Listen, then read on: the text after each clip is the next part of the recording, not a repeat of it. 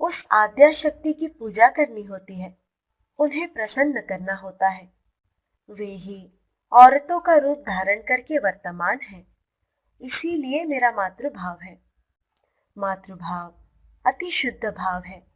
तंत्र में वामाचार की बात भी है, परंतु वहां ठीक नहीं, उससे पतन होता है। भोग रखने से ही भय है। मातृभाव मानो निर्जला एकादशी है, किसी भोग की गंध नहीं है। दूसरी है फल मूल खाकर एकादशी, और तीसरी पूरी मिठाई खाकर एकादशी। मेरी निर्जला एकादशी है। मैंने मातृभाव से 16 वर्ष की कुमारी की पूजा की थी। देखा, स्तन मातृ स्तन है, योनि मातृ योनि है।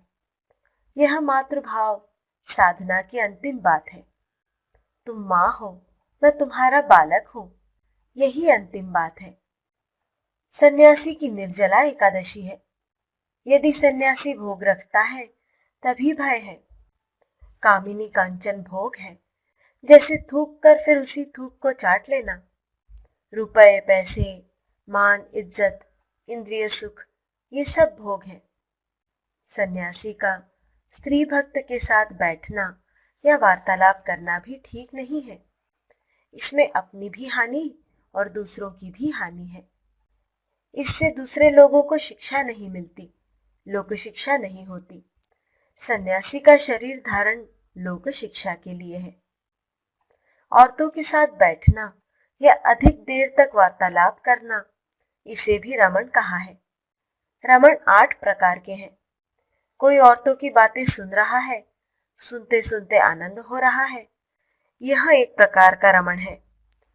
औरतों की बात कह रहा है कीर्तन में, यह एक प्रकार का रमण है। औरतों के साथ एकांत में गुपचुप बातचीत कर रहा है, यह एक प्रकार का रमण है। औरतों की कोई चीज पास रख ली है, आनंद हो रहा है, यह एक प्रकार है।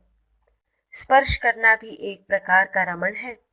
इसीलिए गुरु पत्नी यदि युवती हो तो पाद स्पर्श नहीं करना चाहिए। सन्यासियों के लिए ये सब नियम है।